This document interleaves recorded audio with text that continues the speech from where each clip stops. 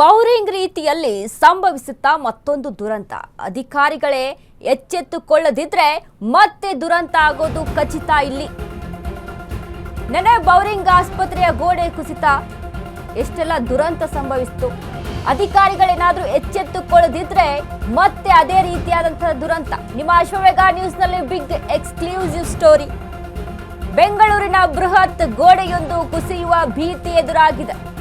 ಮಾಗಡಿ ರಸ್ತೆಯ ಲೂಲು ಮಾಲ್ ಬಳಿ ಇರುವ ಬೃಹತ್ ಗೋಡೆ. ಲೂಲು ಮಾಲ್ ಸಮೀಪ ಪಾದಚಾರಿಗಳ ಜೀವಕ್ಕಿಲ್ಲ ಗ್ಯಾರಂಟಿ. ಯಾವುದೇ ಕ್ಷಣದಲ್ಲಾದ್ರೂ ಬೃಹತ್ ಗೋಡೆ ಕುಸಿಯುವ ಭೀತಿ ಎದುರಾಗಿದೆ. ರೈಲ್ವೆ ಇಲಾಖೆಯ ಸಿಬ್ಬಂದಿಯ ವಸತಿ ಗೃಹಗಳ ಕಾಂಪೌಂಡ್. ನಿತ್ಯವೂ ಸಾವಿರಾರು ಮಂದಿ ಓಡಾಟ ಮಾಡುವ ರಸ್ತೆ ಅದು. ಜನ ಓಡಾಡುವ ಸಾರ್ವಜನಿಕ ಪ್ರದೇಶಗಳಲ್ಲಿ ಇದೆಂತ ನಿರ್ಲಕ್ಷ್ಯ. ಅಧಿಕಾರಿಗಳೇ ಇನ್ನೆಷ್ಟು ಅಮಾಯಕರ ಜೀವ ಬೇಕು ನಿಮಗೆ. ನಿನ್ನೆಯಷ್ಟೇ ಬೌರಿಂಗ್ ಆಸ್ಪತ್ರೆಯ ಗೋಡೆ ಕುಸಿದು 7 ಜನ ಸಾವು. ಅಧಿಕಾರಿಗಳೇ ಅಮಾಯಕರು ಸಾಯುವ ಮುನ್ನ ಗೋಡೆ ಸರಿಪಡಿಸಿ. ಬೆಂಗಳೂರಿನಲ್ಲಿ ಎಲ್ಲೆಡೆ ಕೂಡ ಈ ರೀತಿಯಾದಂತಹ ಸಿಚುವೇಶನ್ಸ್ಗಳಿದ್ದಾವೆ. ನಿನ್ನೆ ಬೌರಿಂಗ್ ಆಸ್ಪತ್ರೆಯ ಗೋಡೆ ಕುಸಿತದಿಂದ 7 ಜನರನ್ನ ಬಲಿ ತೆಗೆದುಕೊಂಡಿತು.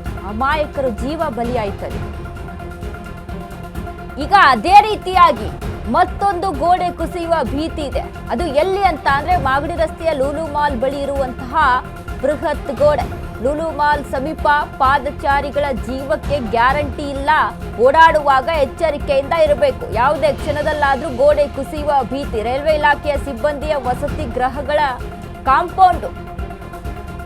ನಿತ್ಯ ಅಲ್ಲಿ ಸಾವಿರಾರು ಜನ ಓಡಾಟವನ್ನ ನಡೆಸ್ತಾರೆ.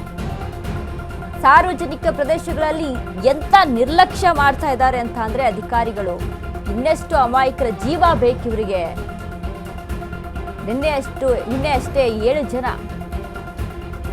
ಬಲಿಯಾದ್ರು. ಅಮಾಯಕರ ಜೀವ ಕಳೆದುಕೊಳ್ಳುವ ಮುನ್ನ ಗೋಡೆಯನ್ನ ಸರಿಪಡಿಸಬೇಕು. ನೋಡಿ, ಇದೇ ಗೋಡೆ ಮಾಗಡಿ ರಸ್ತೆಯ ಲೂಲು ಮಾಲ್ ಸಮೀಪ ಇರುವಂಥದ್ದು.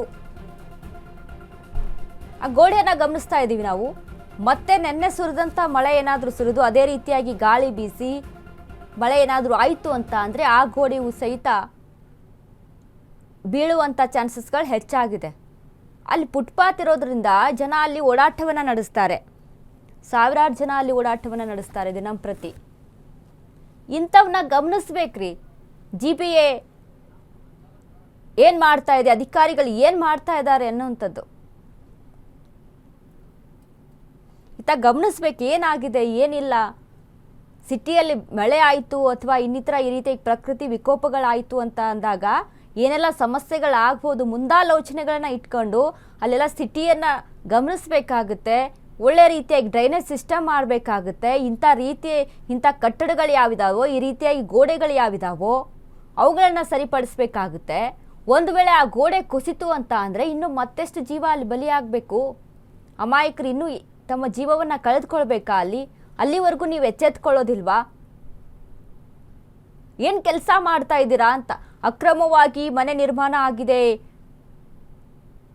ಒಳಚರಂಡಿ ಆಗಬೇಕಾದಂಥ ವ್ಯವಸ್ಥೆಯಲ್ಲಿ ಮನೆಯ ನಿರ್ಮಾಣ ಆಗ್ಬಿಟ್ಟಿದ್ದಾರೆ, ಅಂಥವನ್ನ ನಾವು ಡೆಮಾಲಿಷ್ ಮಾಡಬೇಕು ಅಂತ ಓಡಾಡುವಂಥ ಈ GBA ಈ ಸರ್ಕಾರ ಈ ರೀತಿಯಾಗಿ ಬೆಂಗಳೂರಿನಲ್ಲಿ ಯಾವ್ಯಾವ ಪರಿಸ್ಥಿತಿ ಹೇಗಿದೆ, ಯಾವ್ಯಾವ ಕಟ್ಟಡಗಳು ಯಾವ ರೀತಿಯಾಗಿದ್ದಾವೆ, ಯಾವ ಗೋಡೆಗಳಿಂದ ಯಾವ ಕಾಂಪೌಂಡ್ಗಳಿಂದ ಜನರಿಗೆ ಆಪತ್ತಿದೆ, ಇಂಥವನ್ನೆಲ್ಲ ಗಮನಿಸಬೇಕು. ಮಳೆ ಏನು ಒಂದು ವರ್ಷ ಬಂದು ಹೋಗುತ್ತಾ? ಪ್ರತಿ ವರ್ಷವೂ ಮಳೆ ಆಗುವಂಥದ್ದು. ಸೀಸನ್ಸ್ ವೈಸ್ ಮಳೆ ಬಂದೇ ಬರುತ್ತೆ. ಅದು ಬಂದಾಗ ಎಚ್ಚೆತ್ತುಕೊಳ್ಳುವಂಥ ಸರ್ಕಾರ ಬರುವ ಮುನ್ನ ಏನೆಲ್ಲ ಮಾಡುತ್ತೆ, ಮುನ್ನೆಚ್ಚರಿಕೆ ಕ್ರಮಗಳನ್ನು ಏನೆಲ್ಲ ತೆಗೆದುಕೊಳ್ಳುತ್ತೆ? DK ಶಿವಕುಮಾರ್ ಸರ್ ಬ್ರ್ಯಾಂಡ್ ಬೆಂಗಳೂರನ್ನು ನಾವು ಹಾಗೆ ಮಾಡಬೇಕು, ಹೀಗೆ ಮಾಡಬೇಕು, ಅಲ್ಲಿ ಟನಲ್ ಕಟ್ಟಬೇಕು, ಇಲ್ಲಿ ಬ್ರಿಡ್ಜ್ ಕಟ್ಟಬೇಕು ಅನ್ನೋದಕ್ಕಿಂತ ಮುಂಚೆ ಈ ರೀತಿಯಾಗಿ ಕಾಂಪೌಂಡ್ಗಳೆಲ್ಲಿದ್ದಾವೆ, ಈ ರೀತಿಯಾಗಿ ವ್ಯವಸ್ಥೆಯಲ್ಲಿದೆ, ಜನಗಳಿಗೆ ಮುಖ್ಯವಾಗಿ ಬೇಕಾದದ್ದೇನು, ಜನರ ಜೀವಕ್ಕೆ ಆಪತ್ತೆಯಲ್ಲಿದೆ, ಅದನ್ನು ಗಮನಿಸಬೇಕು ಮೊದಲೇ ಬಾರಿಗೆ. ಎಲ್ಲ ಹೋಗಲಿ, ಸರಿಯಾದ ರೀತಿಯಾಗಿ ಡ್ರೈನೇಜ್ ಸಿಸ್ಟಮ್ ಮಾಡಿರಿ. ರೋಡ್ಗಳಲ್ಲಿ ಓಡಾಡೋಕ್ಕಾಗೋದಿಲ್ಲ ಮಳೆ ಆಯಿತು ಅಂದರೆ.